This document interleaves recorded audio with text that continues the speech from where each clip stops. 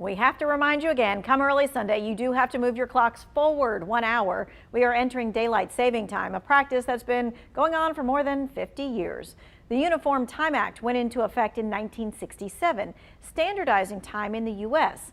It created a nationwide daylight saving time schedule to move our clocks forward in the spring, back in the fall. For everyone frustrated with the change, states are able to opt out and stay on standard time all year long. Right now, Hawaii is the only entire state that does not change its clocks.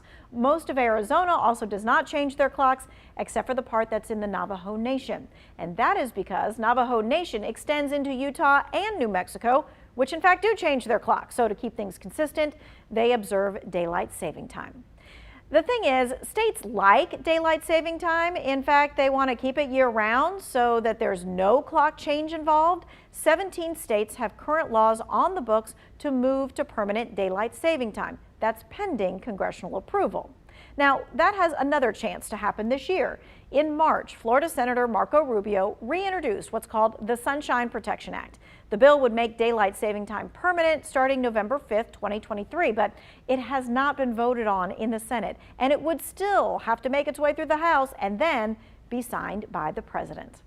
The argument behind making daylight saving time the standard time is that it would save energy in the long term. A 2005 study found each day of extended daylight saving time reduced total national electricity consumption by about 0.5% for each day. Now, some people also argue that negative health impacts are a reason that we should just stop moving the clock twice a year. But are they really negative during the time change? Abby Larico verifies.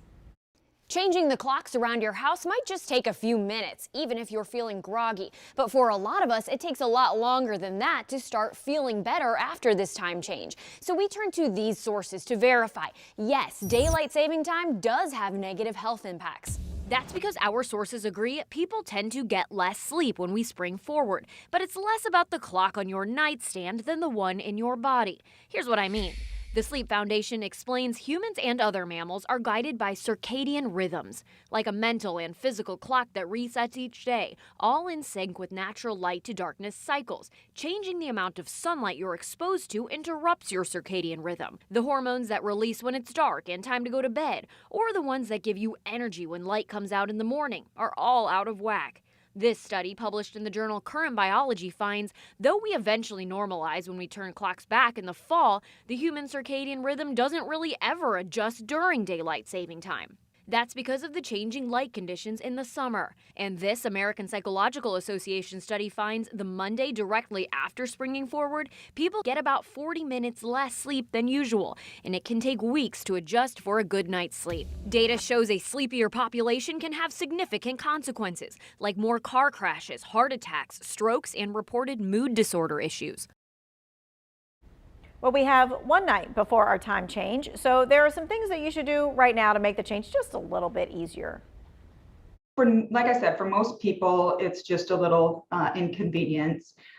Some things that you can do during that time frame and before is just make sure that you're following those normal, healthy sleep routines. Well, a healthy sleep routine makes sticking to consistent sleep schedules to keep your mood and your energy in check. You should also limit your screen time before bed and maybe start your slow transition to that new schedule tonight. If you're having to go to sleep an hour early, try going to sleep like maybe 20 minutes earlier rather than a whole hour. So you gradually reset your circadian rhythm rather than a whole hour if it affects you that much.